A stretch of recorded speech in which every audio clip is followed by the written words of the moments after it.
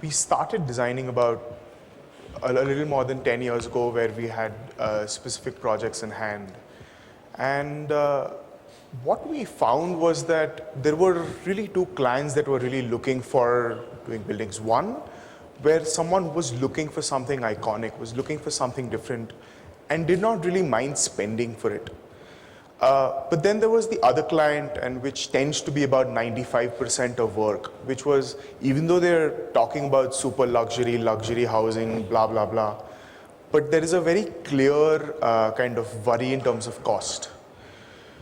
And what we've seen is that we've actually found a lot of advantages. While there are disadvantages, there are actually a lot of advantages of using steel in many instances.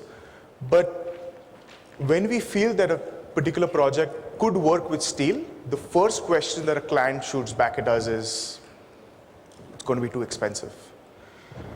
And over time, we found that that's not always the case. It's something of a misnomer.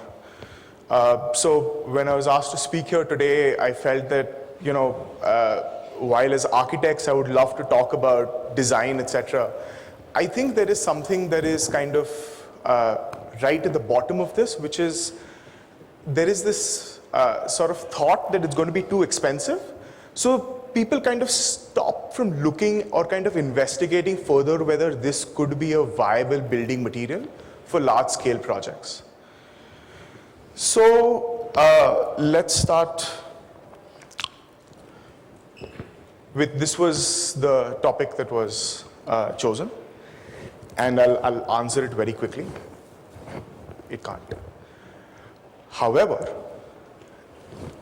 we know that there are some buildings that can work really well with steel, even in terms of a cost comparative.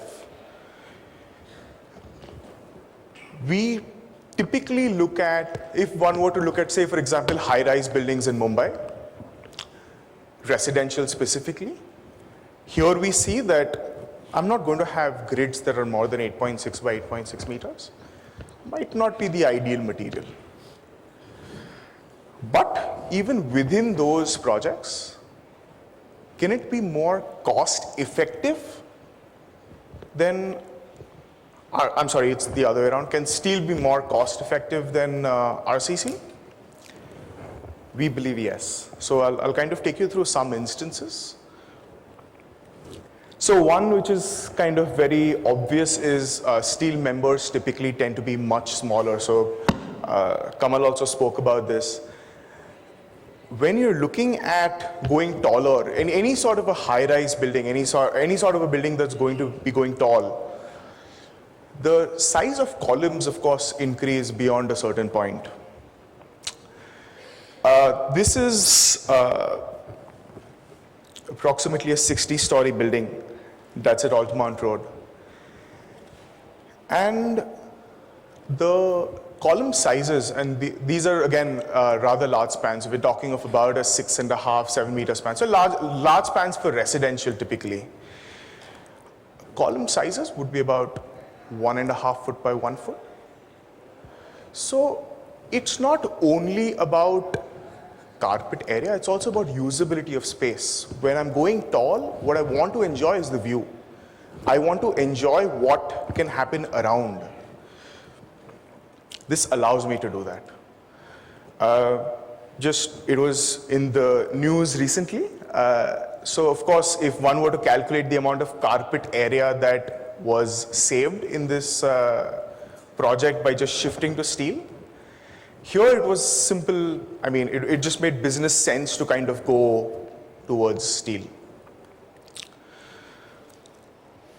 But then let's look at the other end. This is a building we're doing at New Bombay.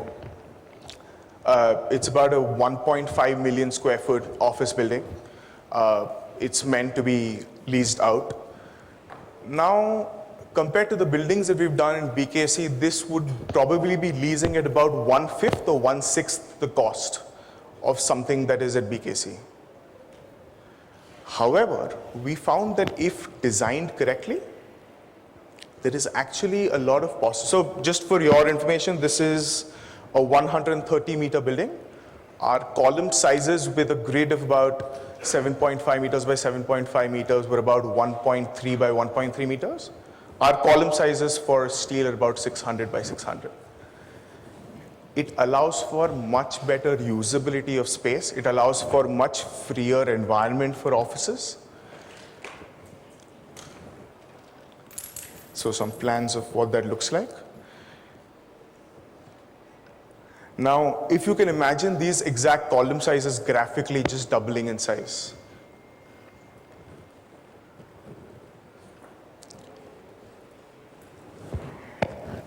So now let's go to the other side. The other advantage that steel does give us is the construction time frame. One thing I didn't mention is the Altamont Road project. One very large concern was the amount of time we can work because of the kind of people living around. Our timings of construction are 9 a.m. to 5:30 p.m. Not 1 minute before, not 1 minute after. We did 4 basements there with very, very hard rock. To be able to do that within a good amount of time, so our timeline, our slab-to-slab cycle in that project is about 5 days. Our slab-to-slab cycle on a typical steel project would be about 3 days. Now, one can only imagine that if the same project were done in RCC, one, the amount of noise, wet works, etc., etc. It's a very, very compact site. All of what all that brings to the table, and also looking at it from the point of view of actually being able to complete a project within a certain time frame. This, of course, looks at it very differently. This is a project that we're doing at VP Road, which is Bhuleshwar, again, an extremely congested area. And as with a lot of projects there, it's an existing, so it's actually rehabilitating tenants. So in this case, we're rehabilitating about 67 commercial premises and about 270 residential tenants. Now, here again, it becomes a very clear-cut kind of idea of when they have to leave site. Of course, there's a rent that is to be paid. So the idea here was how much can we delay them leaving site for, and how much can we kind of get them come back to site as quickly as possible. So this, right now, we've just demolished all the buildings and we're about to start excavation works. One thing I should mention is that there's also this sort of a misnomer that steel is always faster. It's not always the case. The entire life cycle of the project needs to be looked at in kind of together. Let's say, for example, I wanted to do 3 basements on a site like this instead of doing podiums. Or let's say I had to do more basements. Let's say I'm looking at how do I clad this building? Do I start doing block work with plaster on both sides? How do I do my internal walls? When you're looking at any sort of fast-track construction, it has to be looked at in totality. It cannot be looked at as, I'm going to have someone come in, complete all the slabs for me in 11 months, and then, I can go back to the old way of working. So one must look at from virgin site to completed building, everything that comes along with it, and how everything can work together in unison. Another project, this is at Tardev. Again, similar kind of project, very, very compact site. So most of these projects tend to be pretty compact. Typically, buildings tend to be about 120 to 140 meters. And there is a lot of concern, one, in terms of tenants, because the last 10 years have been not so great to be a resident in Bombay. You've had so many projects that are kind of in limbo. There's the municipal rules. I mean, there's a bunch of stuff that's happened. But when a tenant is sort of trusting someone to come in and redevelop his property, there is a lot of worry in terms of, will I be actually coming back in 3 years, 5 years? 10 years, will I ever be able to come back? So it is important to start looking at technology to be able to not only look at it from a cost perspective, but also to look at it from the point of view of we're actually shifting people out of their homes, and it's important that we get them back as soon as possible. This is a project that's, again, already under construction. And this is a very different kind of project. This is a project that we're doing at Dadar Parsi Colony. And here it was very simple. It was, how quickly can I kind of complete this project just so that I create a sort of a brand. I'm able to kind of go and market the fact that I'm able to complete projects in 11 months, 12 months. This is a 24-meter building. The timeline for completion after foundation is 3 months to complete slab. So it's important to start looking at it from time perspective. Then to move at, can steel construction add to design intent? This is a building that we're doing at Churni Road. Very interesting building. So this is a college, it's a very popular college, and it has about 8,000 students coming in every day. There is also about 46 residential tenants that occupy the orange part of the building, and there is an annex building which is what is in green. The clients came to us with a very kind of interesting kind of question. Is it possible to develop this project? The buildings are dilapidated, the facilities are old, the infrastructure is not kept up. We want to do something that's world class. Is it possible to do it without shutting the college down? So the idea here was we first eliminate the residential. So the orange and the small admin area, which is about 6,000 square feet, gets shifted elsewhere. We build a part of the college, which is this, which is about 45,000 square feet. The college actually shifts to this new building. That's the admin block that gets built about. And once the college is shifted to this new building in a sort of a temporary arrangement, because it still doesn't have auditoria, it still doesn't have some of the add-on facilities that they would like to have long-term, but it has what they call core curricula. And then that's the second phase where the rest of the college is built up. The rehab tenants, which were commercial, come above that. And then you have, for the gymkhana, you have a nice podium that they can use. Then you have the rehabilitation tenants. And then you have sale luxury tenants. Now, this has been designed in such a way that these are essentially 4 completely different buildings kind of put on top of each other, in which way they are all completely independent from each other. So say, for example, even though the commercial is right next to the college, there is no way one can actually walk from one to the other. They're all watertight compartments. Same thing to go from residential to, so from your circulation to your services, absolutely everything about these 4 separate programs are actually completely different. It's a pretty, it's about a 2,000 square meter site. So there was a lot of thought on how are we actually going to execute this. So there's a lot of time spent on where are my columns going to come? Is this sort of phased sort of mechanism actually plausible? The advantage we had was there is a school that's next to it, which they have a very good rapport with. So the school said, fine, for a certain amount of time, you can use a part of our ground as your staging area, which is also something which becomes very important when you look at steel. One requires a certain amount of staging area to be able to erect things in these timelines. So it is important to look at everything kind of together to recognize whether this solution is a plausible solution. How the phasing area would work for the first phase, how would it work for the second phase. That's what the entry would look like.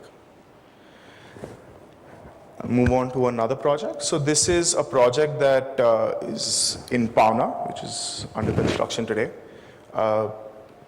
Beautiful, beautiful site right by the lake. And we had a very interesting kind of, a good problem to have in some ways, where most of the site was at a slope of about 1:5. And as we all know, construction, one, at remote places doesn't tend to happen very quickly. Two, when it does, the amount of earthworks actually takes up such a huge amount of time that it sometimes becomes unviable. So our thought was we want to keep this as pristine as possible. So what we mean by that is, when you go to this site and you really feel like probably we shouldn't be doing anything here. It's such a beautiful site, and you just stand there and you kind of feel the breeze. So we felt, what is the absolute minimum that we could do to develop this? And how do we give, the client wanted to do a lot of, so he wanted to do about 20 odd villas on it. So we said, the fact is, if I'm going to do so many villas, they're all going to start looking into each other. They're never really going to get a view. So how do we do something where they all get a view, they don't have privacy concerns, and we still kind of keep site as is? So when you do a whole bunch of villas on a flat site, this is what it kind of looks like. You just have a lot of bungalows that are kind of really only looking at their own four walls. The advantage with building on a slope is that if done right, if oriented right, each villa could enjoy a beautiful view, and you could almost orient them to what you really want them to look at.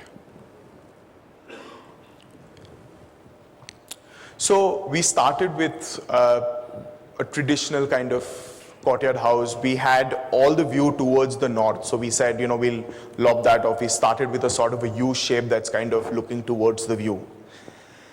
And what we said is, we don't want to do any earthworks. I don't want to do any cutting or any filling to do with the houses. So what we'll do is, we'll have columns that go into the ground, come up, and you have your slab. And you work like this. So what happens is that the lower, the bedrooms, which are on the lower level, their terrace becomes a sort of a sit out, becomes a huge terrace for the living room to enjoy. It's a pretty simple kind of solution, but what that allows is that when you have these really steep sites, even doing flat land just to be able to play cricket or just to be able to sit starts doing a lot of stuff to virgin land, not to mention cost. So here the thought was, can we kind of keep everything else as is? Can we use this as our flat land? And then on our south facade, we start looking at sunshade, not only for south, but also because we can orient it in such a way that the villas mostly look towards the view, not to each other. So when we started placing it, so all of this, like Kamal said, we've also kind of are 100% on Revit. So we start with a topography of the site, and each villa is actually placed based on camera views, based on what one would actually look at. Say, for example, if I'm in a bedroom inside one of the villas, what would I look at? Living room, what would I look at? And you start. So the space between the villas are actually not the same. They're actually different based on the slope of the site. Now, a lot of advantages. Surface drainage, it's just as is. I don't need to start doing all sorts of culverts, etc., etc. All I'm doing is I'm putting a few columns and I'm starting my house. Land stays as is. So this is what the master plan looked like. And we were very clear on how to, and it's important to say where the view is, but it's also important to ensure that the house looks out into the view, not at other people. So how do we ensure that each house, what we called is 6 meters, should be completely open for each house. I don't want to see anyone else's. Of course, I'm going to see houses below me. Of course, I'm going to see houses above me. But each house should be able to enjoy the view. So mapping that out, what that looks like. So these are actual images of what standing on the deck would look like from the first villa, which is being built from the living room. And this is one of the other villas. So, barbecuing. I mean, starting to look at how the outside can actually kind of come in. These are the villas under construction. So these are a little older. The newer ones, you actually, that one's not. So there's one image which, there's a photograph taken from the terrace, from the exact location where the rendering was, and sort of it looks exactly the same as what we'd imagined it would look like.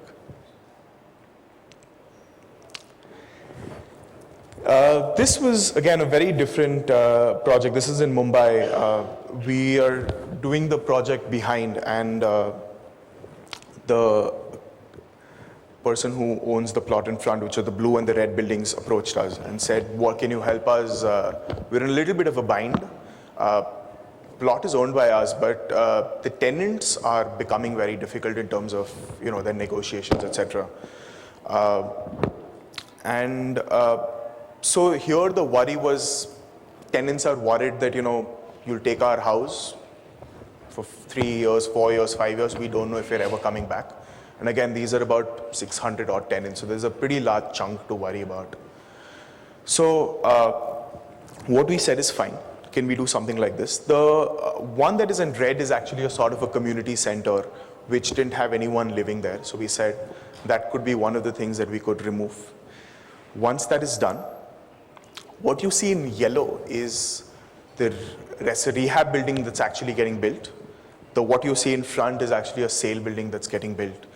So while there are people who are still staying there, you actually do the construction right there. So you ensure that there is the amount of space from the existing building to ensure the foundations are possible. So there's a lot of other stuff that goes on behind the scenes, but the idea here is that only once their building is ready, the rehab building is ready, only then do that existing accommodation get raised to the ground. Now, this would not really have been possible in steel. One, of course, there's a timeline to worry about. Two, the amount of wet works, the way that one does concrete construction, the amount of noise that it takes is much more than if one were to do this. So then, after that is done, then one creates the podium for parking and recreation, and you complete the sale building. So it's important to start looking at what could be the advantages of steel and look at it a little bit differently than the typical, it costs 10% more, it costs 15% more, it costs 30% more. Those are just numbers. Unless we're able to make sense of the project from beginning to end as a whole is when it will be plausible to actually use steel in buildings. So this is another project that came to us rather recently. Just a show of hands, how many developers in the room? Anyone? So how many of you all had an existing building and you kind of asked someone, what, it's designed for RCC, but can you see if this works for steel? Has anyone tried that? So this, again, someone who we've been working with for a while said, we have this one block and we're going to repeat this block multiple times. So when we do the next one, we would, can we look at if this is in steel? And it's important that one realizes that if you're looking to do in steel, steel doesn't work like concrete does. it works very differently. So it's important that one designs from steel from ground up, and you cannot take something that's designed in concrete and kind of, change the concrete columns to steel. That's when you start hearing about the 40% and the 50% price increase. So here we said, we can look at it, but we'll need to redesign. We'll try and keep the changes to a minimum. So when we see the plan, one thing that we always believe is that as much as possible, get the moment load to come with the core. Have the gravity columns, have the columns take only gravity load. As much of the moments that you can take it into the core. So it's important to start looking at the core much, much more importantly. So what we did is something like this. So here the outline of the building wasn't changed. The requirements from a municipal point of view, etc., none of it was changed. What we did was we started looking at what Kamal very rightly said, that architects use their heart, engineers use their mind, and it's important that we get closer to each other. As architects, we need to recognize that unless we are able to work with engineers from day one, or we're able to understand how they think, we're always going to end up, a few months later saying this building is too expensive. So we need to understand basics. Of course, we'll never be able to get everything, but we'll have to understand those basics. So just to understand how much of a difference this makes, that's before and after. That's huge.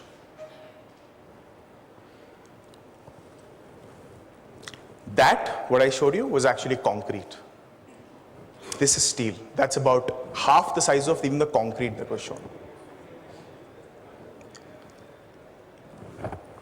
All of this needs to flow. So from typical, how does the car parks work, how to ensure that, so I always believe everything needs to be looked at together. It cannot be looked at as, this is the problem, how much more is it going to cost? Is this a plausible scenario or not? What that looks like in the third dimension. This is a 150-meter building, and so we spent a lot of time looking at whether this is possible in steel or not. And you won't believe that one is the cost, which almost came to comparable. Second, they said they can complete a 150-meter building in 11 months, slab topped off after foundation. And they're willing to underwrite that. So that's the kind of capabilities that exist in India today. So we kind of told the developers that you're looking at 800 rupees a square foot. You're constructing 1 million square feet. Just by doing this change in design, by kind of value adding, the actual constructed area reduced to about 8 lakh square feet. So now, even if one were to do 1 million square feet, it actually costs you 1,000 rupees a square foot. It actually costs you the same amount of money. They, however, chose to keep all the advantages and continue with concrete because that's the best alternative in terms of cost. But it's very important to recognize that design for steel is different from design for RCC, even architecturally, even from a design standpoint. Especially when one is looking at high-rise construction, where you are in one sense fighting gravity. You're fighting earthquake loads, and you're doing it almost exponentially. So when you are looking to do something like that, it's important to recognize that we must be efficient. Because when we do a house, when we do 5 stories, 10 stories, versus when we do 40, 50, 60 stories, waste multiplies.